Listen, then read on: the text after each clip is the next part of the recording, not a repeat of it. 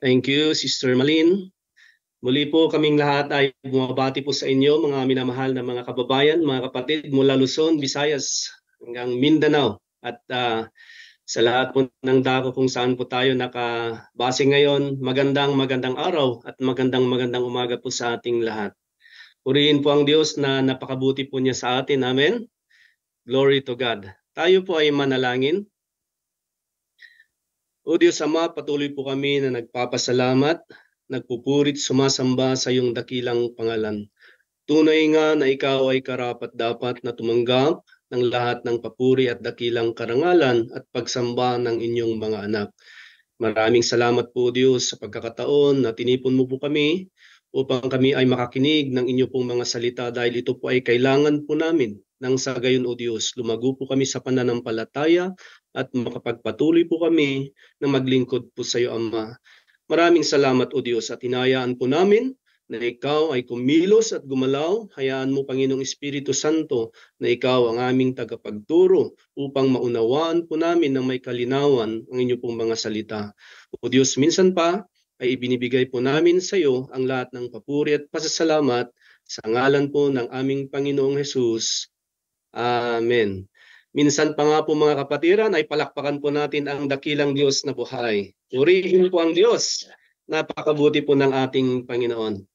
So sa umaga pong ito, minsan pa ay lubos po kaming nagagalak, natutuwa na makasama po ang mga kapatiran po natin na bago pong dumalo dito sa gawain po ng ating Panginoon. Ang pamilya pong ito ay itinatag po ng Diyos at tayo lamang po ay mga pinagkatiwalaan po niya. Kaya wala po tayong may pagmamalaki kundi ang ngalan po ng ating Panginoong Hesus. Kagaya nga po ng sinabi ng ating mahal na kapatid na MC kanina, wala po tayong itinuturo po dito kundi ang mga salita lamang po ng ating Diyos. Amen? Kaya matamang po tayong makinig mga kapatid upang tayo po ay makasunod, maunawaan po natin ang mga mensahe na ipapaabot po sa ating lahat. Sa umaga pong ito ay pag-aralan po natin ang salita ng Panginoon na pinamagatang created to worship. Tayo pong mga kapatid ay nilalang po ng Diyos.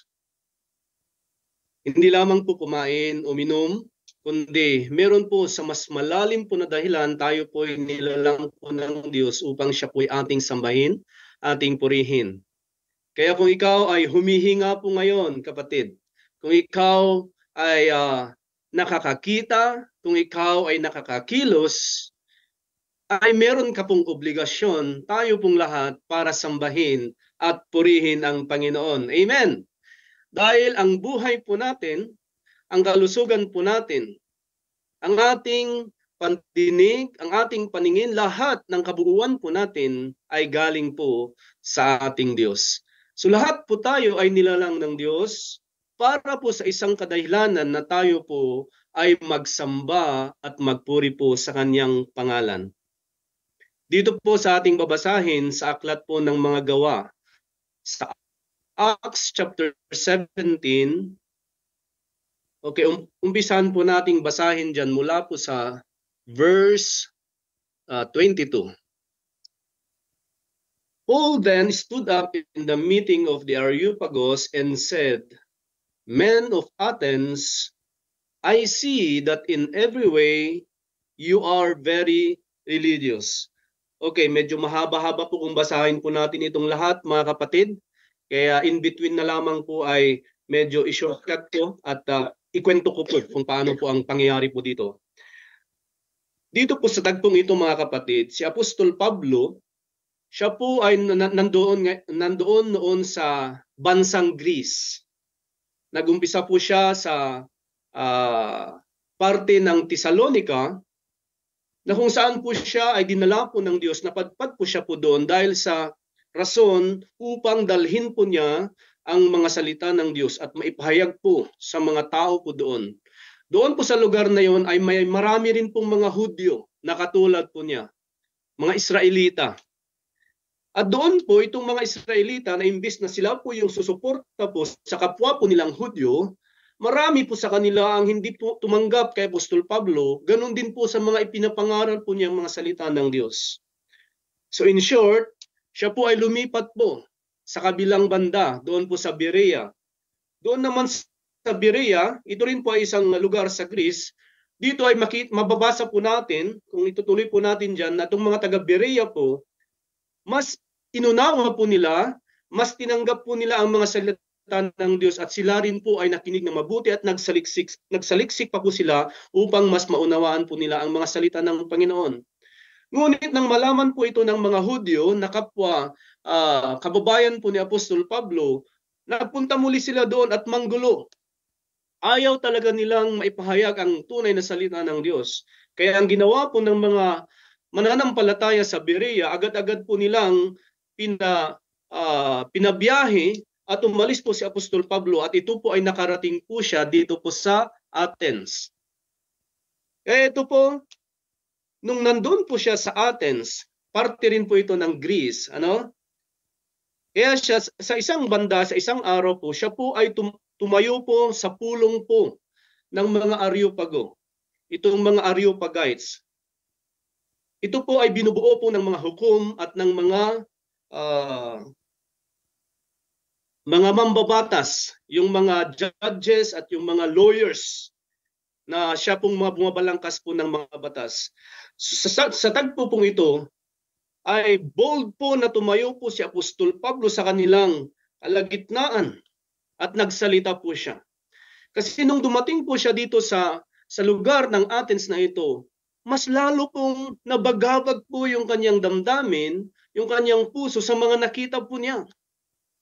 Kaya yun po ang nagbigay po ng daan, isang opportunity para po sa kanya na ipahayag din po niya ang salita ng Panginoon doon. Hindi na po niya inintindi kung gusto nilang makinig o ayaw nilang makinig. Ang mahalaga na po sa kanya, mula sa kanyang puso, inilagay ng Diyos ang isang kabigatan nang makita niya na ang mga tao po doon ay sobrang napakarelihiyoso. Makikita mo na sobra silang napakarelihiyoso, ngunit hindi po nila, may mga tao pa na hindi pa nila kilala ang kanilang sinasamba. So ay pagpatuloy ko nga pong basahin at ulitin ko po dito. Nung siya po ay tumayo sa pulong po ng mga Areopago, ito po ang sabi niya. Mga taga-Atenas, okay? Nakita kong napakarelihiyoso ninyo. See that? Lubos ninyong napakarelihiyoso. Sapagkat sa aking paglilibot dito sa inyong lungsod, nakita ko ang mga sinasamba ninyo. May nakita pa nga akong altar na may nakasulat na ganito, para sa hindi nakikilalang Diyos. See that? So, maliwanag po diyan na sa nakita po ni Apostol Pablo, imagine na yung mga tao doon po mismo sa kanilang altar, may nakasulat po na para sa hindi nakikilalang Diyos. So kung ikaw ay nandun po sa kalagayan na yun, anong ibig sabihin po na yun, mga kapatid? So it is a foolish thing na isa pong kamangmangan na tayo ay sumasamba o sila po ay sumasamba sa hindi nila kilalang Diyos. Ngunit tayo po, mga kapatid, ay kilala po natin ang Diyos na ating sinasamba at siya po ay dakila, makapangyarihan at buhay, mga kapatid. So dito po, naglakas po ng loob na sinabi ni Apostol Pablo na itong Diyos na inyong sinasamba ay aking ipakikilala sa inyo ngayon. Hallelujah. Pagpatuloy po natin sa verse 24. Now, siya ang lumikha ng mundo at ng lahat ng narito. Siya ang Panginoong nagmamay-ari ng langit at lupa, kaya hindi siya nakatira sa mga templo na ginawa ng mga tao. So ito ang sabi ni Apostol Pablo. Ang Diyos na lumikha ng sanlibutan at lahat ng mga narito sa sanlibutan ay siya yung Panginoon. Nagmamay-ari o gumawa po ng langit at lupa at hindi po siya nakatira sa mga templo na ginawa ng mga tao. Next verse please. At hindi siya nangangailangan ng tulong mula sa tao dahil siya mismo ang nagbibigay ng buhay sa atin. Okay? So, makikita po natin na ang Diyos na buhay na ating pinaglingkuran, sa Kanya po nagmumula ang ating buhay, sa Kanya po nagmumula ang ating mga pangangailangan, at hindi po tayo yung mag-provide para sa Kanya. Okay, shortcut ko na lamang po na itong mga tao po na to, akala ba nila na ang Diyos ay malulugod kung sila ay gagawa po ng mga Diyos-Diyosan na kanilang sinasamba? Alam niyo po, ang Diyos po natin ay may puso din po siya. May karamdaman po siya. Hindi po siya Diyos na parang katulad lang ng ginto, ng isang bato na ginawang Diyos-Diyosan para siya ay sambahin. Maliwanag po dito mga kapatid, kung babasahin po natin diyan, na hindi po siya maihahalin tulad sa anumang mga bagay dito sa mundo na sinasamba ng mga tao. At hindi po siya bato na walang karamdaman, na walang puso, na walang pag-ibig at pagmamahal. Dahil nga ang salita po ng Diyos nagsasabi na ang Diyos ay mapagmahal, siya po ay makapangyarihan at dakila. Hindi po siya yung bato na hindi po gumagalaw, na pag may bagyo, imbis na siya yung magliligtas sa iyo, ikaw yung magdadala pa doon na magliligtas. Hindi po ganun ang Diyos po natin. Amen. Ang Diyos po natin ay buhay, na kahit hindi po natin siya nakikita, ngunit alam natin na sa ating puso at sa ating mga isipan ay nararamdaman po natin. Kung kaya nga po dito mga kapatid, mainam po, mabuti po na maging relihiyoso ang isang tao, ngunit hindi po sapat iyon.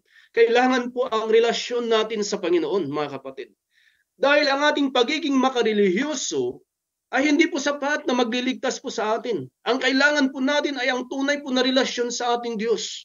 Yun po ang magdadala po sa atin, magbibigay sa atin po ng kaligtasan, mga kapatid. So ang pinupurit, sinasamba po natin dito, mga kapatid, kahit hindi po natin siya nakikita, nararamdaman po natin. Siya po ay nangungusap po sa ating mga puso at isipan, at siya yung Diyos na buhay na buhay. Hindi siya yung Diyos na kung may ulan, hindi man lang makasilong. Okay? Alam niyo na po ang sinasabi ko dito, ito yung sinasabi ni Apostol Pablo na nung makita niya yung lugar, sobrang napakarelihiyoso ng mga tao po dito. Ngunit hindi nila kilala ang Diyos na kanilang pinaglilingkuran o kanilang sinasamba. Hindi po sapat na alam lang natin na may Diyos. Kailangan kilala po natin siya at kailangan din po natin siyang maranasan po, mga kapatid. Okay? So lahat po tayo dito ay mga nilalang ng Diyos. At nais po ng Diyos na tayo po ay magpuri, magsamba po sa Kanya ng may katotohanan. Okay? Kaya tayo'y nilalang, we are created to worship. We are created to be a worshiper, isang mananamba, mga kapatid. Yan po ang dahilan kung bakit po tayo ngayon ay humihinga. Okay? Now, mapunta po tayo doon sa John chapter 4, verse 23. Okay. Yan. Yet a time is coming and has now come when the true worshipers will worship the Father in spirit and in truth. Mismo pong ang Panginoong Jesus ang nagsasalita po dito. Nung kausap po niya yung isang babae at ipinaalam na darating po ang araw na kung saan yung mga mananamba ay magsasamba sa espiritu at katotohanan, at sinasabi ng Panginoon na ito na yung panahon, yung oras upang tayo ay magpuri at magsamba po sa Kanya sa espiritu at katotohanan. Now, for they are the kind of worshipers that the Father seeks. You see? Ang hinahanap po ng Diyos na tunay na magsamba sa Kanya ay ang mga tao na nagpupuri o nagsasamba sa espiritu at katotohanan. Ito po ang gusto ko pong sabihin, mga kapatid. Alam niyo po, ang pagsamba po, ang tunay na pagsamba ay nag-uumpisa po sa ating mga puso. Diyan po nagmumula. Kaya kailangan po talaga nating panatilihin ang ating mga puso ay meron pong kaayusan, malinis, Sapagkat kung ang mga puso po natin ay malinis po at maayos, magiging ang ating pagsamba sa Kanya ay magiging kaaya-aya at kalugod-lugod, mga kapatid. So ito po, ang tunay na pagsamba, ito po ay isang bunga po ng isang malinis, maayos po na puso, pakikipagrelasyon sa Diyos. Amen? Hallelujah. So, ganito po, hindi dahil ang isang tao ay marunong kumanta, marunong umawit maganda ang boses, marunong tumugtog at tumipa ng instrumento, ay masasabing worshiper na. No. Ang tunay po na mananamba, mga kapatid, nag-uumpisa po yan sa puso. Hindi po nakikita doon sa kagalingan mong kumanta, tumugtog ng instrumento, although mabuti po yun, mga kapatid. Kasi magpasalamat tayo dahil ang mga talento at ang mga gift natin ay galing po sa Diyos. Ngunit hindi po sapat yun, mga kapatid. Kailangan ito po ay magmula po sa isang puso na maayos, malinis po sa harapan ng Diyos upang ang ating pagsamba ay maging karapat-dapat sa Kanya. Sabi po niya dyan, God is seeking for worshipers. Naghahanap po ang Diyos ng mga mananamba na nagsasamba sa Espiritu at sa katotohanan. Amen? Ang tunay na mananamba ay walang hangad, kundi ang mapapurihan, maluwalhati, at maitaas lamang po ang Diyos. Hindi po ang sarili. Ganun po yun, mga kapatid. Kaya kailangan talaga natin po na maayos po yung ating relasyon, yung ating mga buhay, ang ating mga puso po sa ating Diyos upang maging kalugod-lugod po ang ating mga pagpupuri po sa Kanya. So siya po ay naghahanap ng mga tao pong magpupuri sa Kanya, magsamba sa Kanya sa Espiritu at sa katotohanan. Sabihin na lamang po natin in the spirit of faith na kailangan sa ating pagpupuri sa Espiritu, meron po tayong pananampalataya.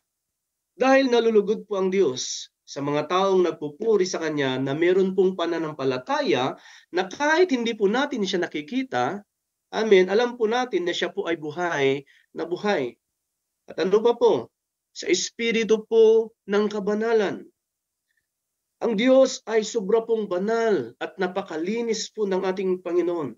Kung kaya't ang nais po ng Diyos na tanggapin na pagsamba sa Kanyang mga anak ay ang pagpupuri sa Espiritu po ng kabanalan. Ayaw ng Diyos ng isang maruming pagsamba at pagpupuri. Kaya ito po yung tinuturo natin na hindi natin po pwedeng i-contempt or i-disrespect yung ating pag-worship. Alam niyo po, mga kapatid, ganito na lamang po para maunawaan po natin ng mas malinaw. Tayo pong lahat ay kumpleto ginawa po ng Diyos.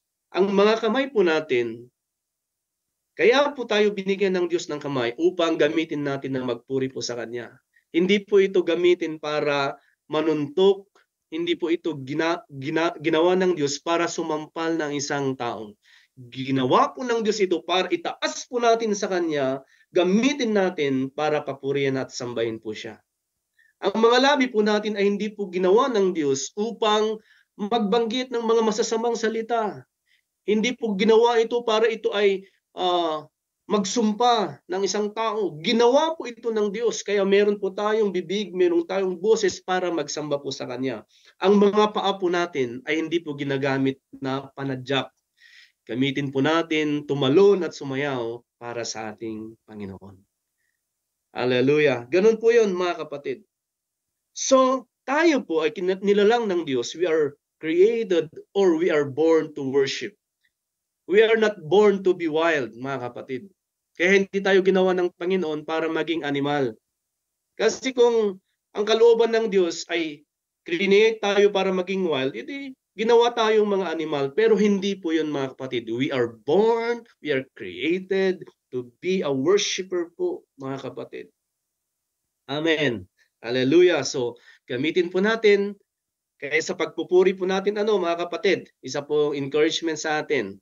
Sa susunod po na tayo po ay magtitipon, Ganito, pag tumayo po yung worship leader natin at sinabing magpuri po tayo tayong lahat. Gamitin natin ang ating mga kamay, ipalakpak po natin. Huwag po tayong mahiya dahil ginawa nga po ito ng Diyos para magpuri sa Kanya. Gamitin natin ang ating boses, sumigaw po tayo sa Diyos, magsamba sa Kanya. Tumalon po tayo at sumayaw. Ganon po yun mga kapatid.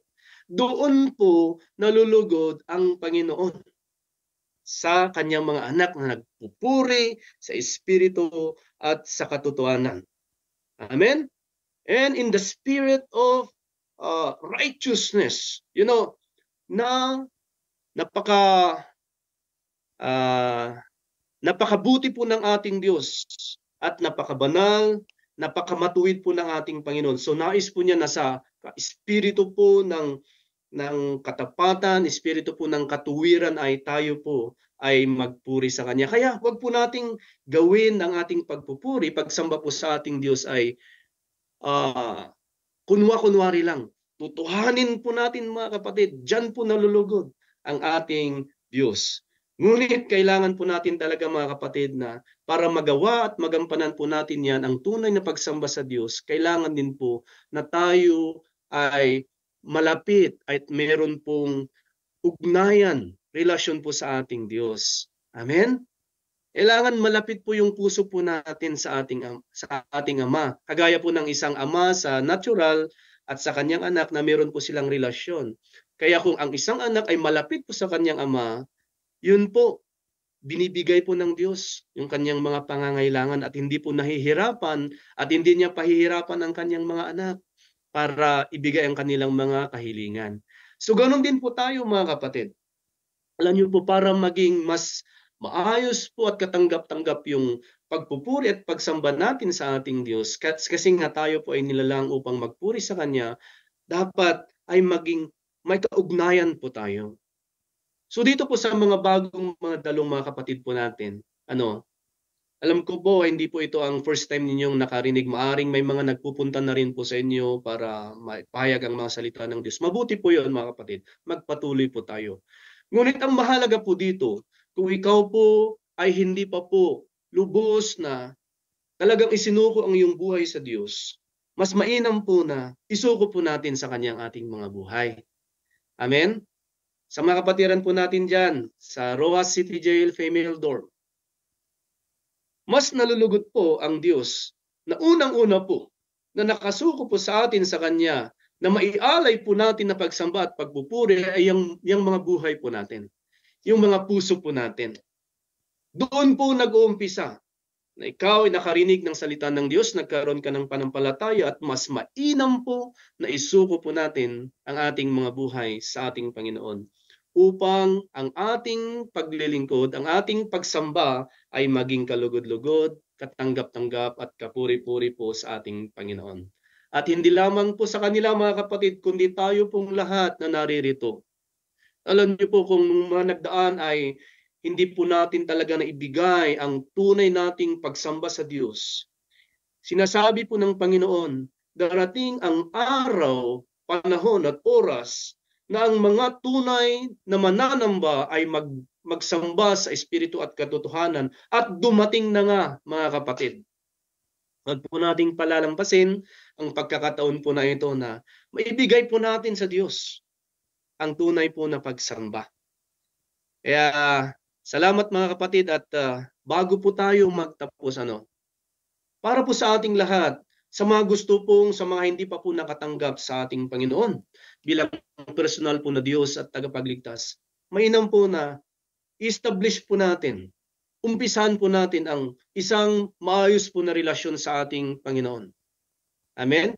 Wala pong mawawala sa atin kung ating bubuksan ang ating mga puso at imbitahin natin ang Diyos upang siya po yung malagay at maupo sa trono po ng ating mga puso at hayaan natin na siya po ang magmaneho po ng mga buhay po natin.